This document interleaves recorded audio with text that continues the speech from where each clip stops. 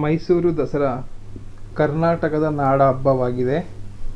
ಇದು ನವರಾತ್ರಿ 9 ದಿನಗಳು ಹಾಗೂ ವಿಜಯದಶಮಿ ಸೇರಿದಂತೆ ಒಟ್ಟು 10 ದಿನಗಳ ಕಾಲ ಅತ್ಯಂತ ವಿಜೃಂಭಣೆಯಿಂದ ಆಚರಿಸಲ್ಪಡುವ ಐತಿಹಾಸಿಕ ಹಬ್ಬ.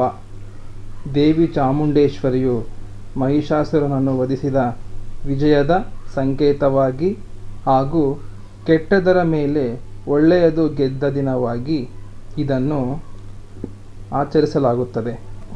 ಇತಿಹಾಸ ಮತ್ತು ಹಿನ್ನೆಲೆ: ವಿಜಯನಗರ ಸಾಮ್ರಾಜ್ಯದ ರಾಜರು 15ನೇ ಶತಮಾನದಲ್ಲಿ ಈ ದಸರಾ ಉತ್ಸವವನ್ನು ಆರಂಭಿಸಿದರು. ನಂತರ ಮೈಸೂರಿನ ಒಡೆಯರ್, ಮುಖ್ಯವಾಗಿ ರಾಜ ಒಡೆಯರ್ 1610ರಲ್ಲಿ ಶ್ರೀರಂಗಪಟ್ಟಣದಲ್ಲಿ ಈ ಪರಂಪರೆಯನ್ನು ಮುಂದುವರೆಸಿದರು. ಇದು ಸುಮಾರು 400 ವರ್ಷಗಳಿಗೂ ಅಧಿಕ ಇತಿಹಾಸ ಹೊಂದಿರುವ ನಾಡಿನ ಸಾಂಸ್ಕೃತಿಕ ಉತ್ಸವವಾಗಿದೆ. ಪ್ರಮುಖ ಆಕರ್ಷಣೆಗಳು: ಜಂಬೂ ಸವಾರಿ: ವಿಜಯದಶಮಿ ದಿನದಂದು ಚಿನ್ನದ ಅಂಬಾರಿಯಲ್ಲಿ ದೇವಿಯ ಮೂರ್ತಿಯನ್ನು ಹೊತ್ತು ಆನೆಗಳ ಭವ್ಯ ಮೆರವಣಿಗೆ. ಇದು ಮೈಸೂರು ಅರಮನೆಯಿಂದ ಬನ್ನಿಮಂಟಪದವರೆಗೆ ಸಾಗುತ್ತದೆ. ಅರಮನೆ ದೀಪಾಲಂಕಾರ: 10 ದಿನಗಳ ಕಾಲ ಮೈಸೂರು ಅರಮನೆ ಹಾಗೂ ನಗರದ ಪ್ರಮುಖ ರಸ್ತೆಗಳು ಲಕ್ಷಾಂತರ ವಿದ್ಯುತ್ ದೀಪಗಳಿಂದ ಅದ್ಭುತವಾಗಿ ಬೆಳಗುತ್ತದೆ. ಸಾಂಸ್ಕೃತಿಕ ಕಾರ್ಯಕ್ರಮಗಳು: ಅರಮನೆ ಆವರಣದಲ್ಲಿ ಖ್ಯಾತ ಕಲಾವಿದರಿಂದ ಸಂಗೀತ, ನೃತ್ಯ ಮತ್ತು ನಾಟಕ ಪ್ರದರ್ಶನಗಳು ನಡೆಯುತ್ತವೆ. ದಸರಾ ಪ್ರದರ್ಶನ: ಕಲಾಮಂಡಲ ಹಾಗೂ ದಸರಾ ವಸ್ತು ಪ್ರದರ್ಶನ ಮೈದಾನದಲ್ಲಿ ದೊಡ್ಡ ಮಟ್ಟದ ವ್ಯಾಪಾರ ಹಾಗೂ ಮನರಂಜನಾ ಮೇಳವಿರುತ್ತದೆ. ಪಂಜು ಕವಾಯತು: ಬನ್ನಿಮಂಟಪದಲ್ಲಿ ವಿಜಯದಶಮಿ ರಾತ್ರಿ ನಡೆಯುವ ಭವ್ಯ ಕವಾಯತು. ಮೈಸೂರು ದಸರೆಗೆ ಸಂಬಂಧಿಸಿದಂತೆ ಈ ಮಾಹಿತಿ. ಕರ್ನಾಟಕದ ಶಿವಮೊಗ್ಗ ಜಿಲ್ಲೆ ಸಾಗರ ತಾಲೂಕಿನಲ್ಲಿರುವ ಜೋಗ ಜಲಪಾತವು ಅಥವಾ ಗೇರುಸೊಪ್ಪೆ ಜಲಪಾತ ಶರಾವತಿ ನದಿಯಿಂದ ಉಂಟಾಗುತ್ತದೆ. ಇದು ಸುಮಾರು 253 ಮೀಟರ್ (830 ಅಡಿ) ಎತ್ತರದಿಂದ ಧುಮುಕುತ್ತದೆ. ಇದು ಭಾರತದ 2ನೇ ಅತಿ ಎತ್ತರದ ನೇರ ಜಲಪಾತವಾಗಿದ್ದು, ಪ್ರಕೃತಿ ಪ್ರೇಮಿಗಳು ಕೈಬೀಸಿ ಕರೆಯುವ ಪ್ರಮುಖ ಪ್ರವಾಸಿ ತಾಣವಾಗಿದೆ.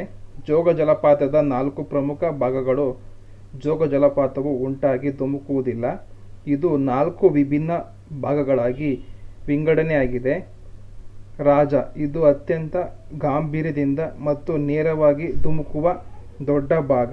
ರಾಣಿ: ಇದು ನೀರು ಹಾವಿನಂತೆ ಮೆನ್ಸಾಗಿ ಅಥವಾ ನಯವಾಗಿ ಜಾರುವ ಭಾಗ.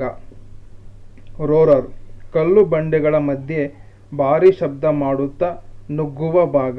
ರಾಕೆಟ್: ಸಣ್ಣ ಕಿಡಿಯಿಂದ ನೀರು ಅತ್ಯಂತ ರಭಸವಾಗಿ ಚಿಮ್ಮುವ ಭಾಗ. ಭೇಟಿ ನೀಡಲು ಸೂಕ್ತ ಸಮಯ: ಮಳೆಗಾಲದಲ್ಲಿ, ಅಂದರೆ ಜೂನ್ ನಿಂದ ಡಿಸೆಂಬರ್ ವರೆಗೆ ಜೋಗ ಜಲಪಾತವು ಮೈದುಂಬಿ ಹರಿಯುತ್ತದೆ.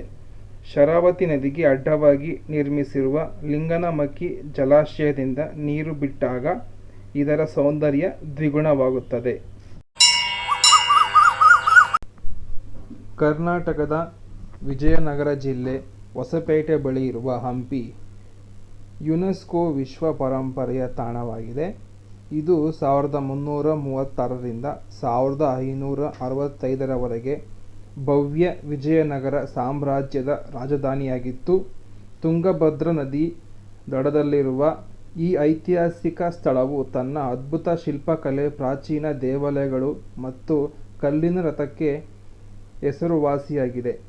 ಇತಿಹಾಸ ಮತ್ತು ಹಿನ್ನೆಲೆ: ಹಂಪಿಯ ಮೂಲ ಹೆಸರು ಪಂಪಾ ಎಂದಿತ್ತು. ತುಂಗಭದ್ರಾ ನದಿ ಹರಿಹರ ಮತ್ತು ಬುಕ್ಕರಾಯರು 1336ರಲ್ಲಿ ವಿಜಯನಗರ ಸಾಮ್ರಾಜ್ಯ ಸ್ಥಾಪಿಸಿದರು.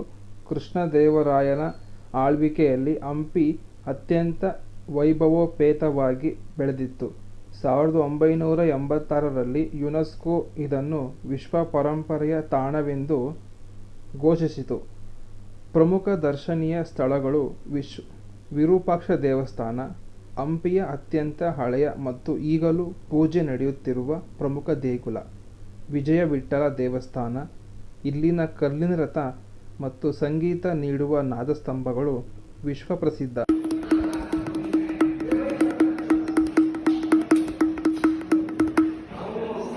ಲೋಟಸ್ ಮಹಲ್ ಸುಂದರ ಇಸ್ಲಾಮಿಕ್ ಹಿಂದೂ ವಾಸ್ತುಶಿಲ್ಪ ಶೈಲಿಯ ನಿರ್ಮಾಣಗಳು. ಉಗ್ರ ನರಸಿಂಹ ಮತ್ತು ಸಾಸಿವೆ ಕಾಳು ಗಣೇಶ, ಏಕಶಿಲೆಯಿಂದ ನಿರ್ಮಿಸಲಾದ ದೈತ್ಯ ಮೂರ್ತಿಗಳು, ಮೂಕಾಂಬಿಕಾ ಅಥವಾ ಹೇಮಕೂಟ ಬೆಟ್ಟ, ಸೂರ್ಯೋದಯ ಮತ್ತು ಸೂರ್ಯಾಸ್ತ ವೀಕ್ಷಿಸಲು ಅತ್ಯಂತ ತಾಣ. ಬಾದಾಮಿ, ಐಹೊಳೆ ಮತ್ತು ಪಟ್ಟದಕಲ್ಲು ಕರ್ನಾಟಕದ ಬಾಗಲಕೋಟೆ ಜಿಲ್ಲೆಯಲ್ಲಿರುವ ಪ್ರಸಿದ್ಧ ಐತಿಹಾಸಿಕ ತಾಣಗಳು. ಇವುಗಳನ್ನು ಬಾದಾಮಿ ಚಾಳುಕ್ಯರು 6ರಿಂದ 8ನೇ ಶತಮಾನದಲ್ಲಿ ನಿರ್ಮಿಸಿದರು.